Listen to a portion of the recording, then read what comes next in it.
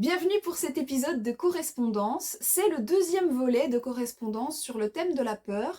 La dernière fois, nous avons abordé les origines de la peur, sa définition, la manière dont elle se manifestait. Aujourd'hui, il va être plutôt question du dépassement de la peur. J'ai abordé ce sujet en 2 épisodes parce que j'avais reçu plusieurs questions et parce que le sujet me semblait suffisamment vaste pour pouvoir l'aborder en 2 fois. Je rappelle que je ne suis pas psychologue, je vous parle de mon expérience personnelle de la peur à travers différentes expériences de vie et un parcours thérapeutique personnel.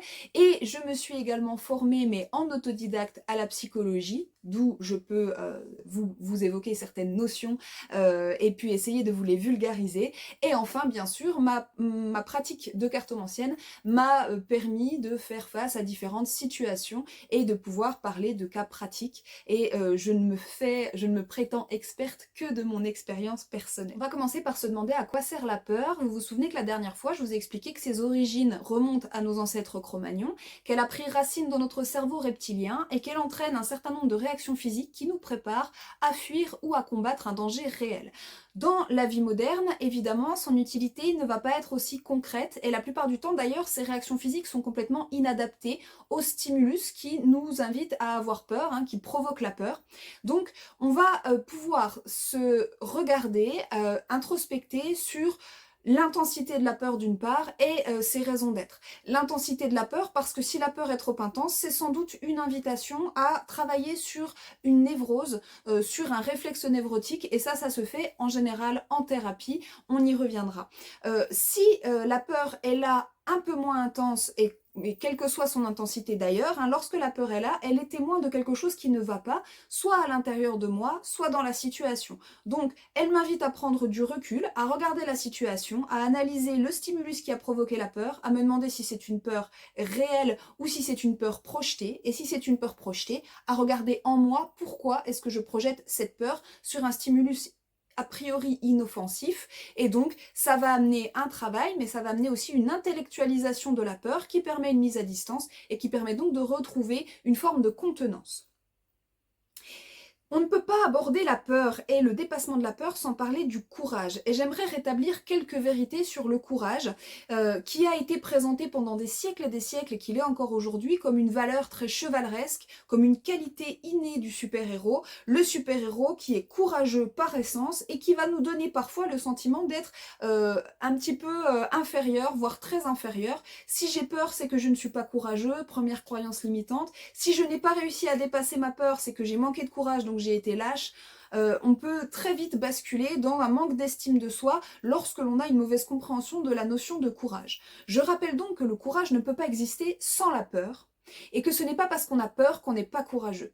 Le courage, c'est une force qui nous permet de dépasser la peur, mais si je n'ai pas peur, je n'ai pas besoin de courage, donc je ne suis pas courageuse. Pour faire quelque chose qui ne me fait pas peur, ça ne demande pas de courage. On est bien d'accord là-dessus. Donc en fait, dans la définition du courage, il y a la peur. Je ne peux pas être courageuse si je n'ai pas peur. Et par ailleurs, dans la définition du courage, il y a aussi la notion de choix. En réalité, lorsque je n'ai pas le choix d'affronter une situation, mon besoin de courage sera bien moindre. Ça peut me demander du courage de regarder la situation d'une manière positive. La manière dont je prends la situation est toujours un choix que je peux faire, mais dans l'absolu, par exemple, quelqu'un qui affronte une maladie, il n'est pas courageux d'affronter cette maladie. Il l'affronte parce qu'il n'a pas le choix. Point barre. Et donc, cette notion de courage, elle n'est pas toujours très bien employée dans le quotidien. C'est souvent que j'entends des gens parler de courage d'une manière inappropriée. Le courage, en réalité, est un muscle qui se travaille. On sait bien qu'en fonction de l'enfance qu'on a eue, on va être plus ou moins capable de dépasser ses peurs à l'âge adulte, on va être plus ou moins effrayé. Donc, il y a toute une construction de la notion de courage qui se fait dans l'enfance. Par exemple, un enfant qui a fait beaucoup de sport et qui a appris la compétition va être en général plus capable de dépasser ses peurs parce qu'il a déjà eu l'habitude de dépasser ses propres standards dans l'enfance et donc c'est une habitude qu'il a prise. En même temps que de développer ses muscles physiquement, il a développé une forme de courage, de résistance, d'endurance à l'effort et donc ce sera dans l'ensemble des personnes qui seront moins effrayées à l'âge adulte.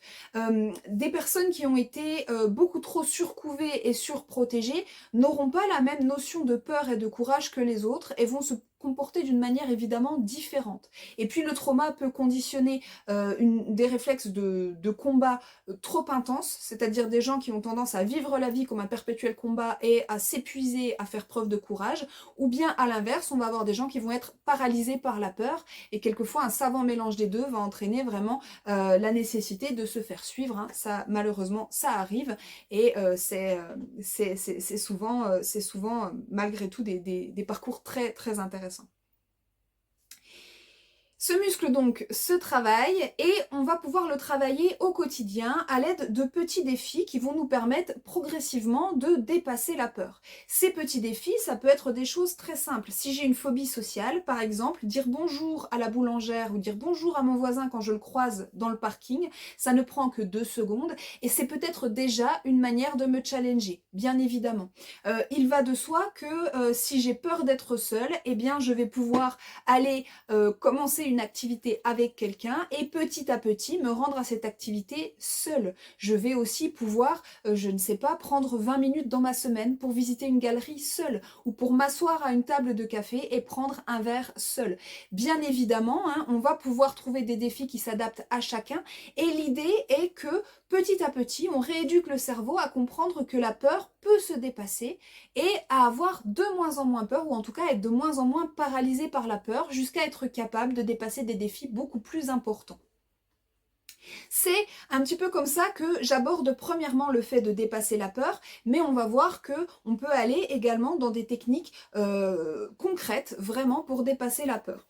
L'une des techniques les plus efficaces pour dépasser la peur, le stress, l'angoisse, c'est d'agir sur les symptômes physiques. Je le disais, ces symptômes physiques ne sont pas adaptés à nos vies modernes, et donc on va pouvoir agir directement sur le corps pour apaiser l'esprit. Donc par exemple, mon souffle s'accélère, eh bien il y a des techniques pour réussir à retrouver un souffle régulier et de ce fait je baisse la fréquence cardiaque, je stoppe la réaction de mon nerf vagal et je vais entraîner un apaisement du corps qui va par réaction entraîner un apaisement de l'esprit.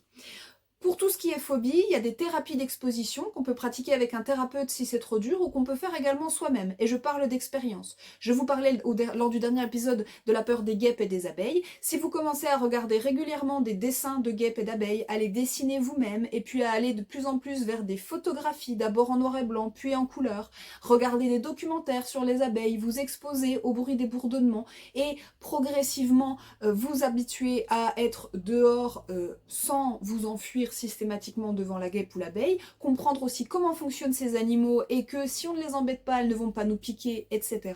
Eh bien, ça permet progressivement de faire baisser la peur et d'arriver à la dépasser. On va aussi pouvoir oser se lancer en se rappelant que la peur n'est pas bonne conseillère et que lorsqu'on a un rêve qui nous fait peur, le transformer en projet passe par des étapes très raisonnées et raisonnables, établir un budget, établir des étapes, décomposer en micro-étapes qui sont un petit peu moins impressionnantes. On va aussi pouvoir se rappeler que on a déjà dépassé des changements et des situations effrayantes dans notre vie et que même dans le cas où ces changements étaient négatifs, on a fait face et on est toujours là, on n'en est pas mort. Donc cette façon de se souvenir qu'on a fait preuve de ressources autrefois peut nous amener, nous aider à faire preuve de ressources aujourd'hui.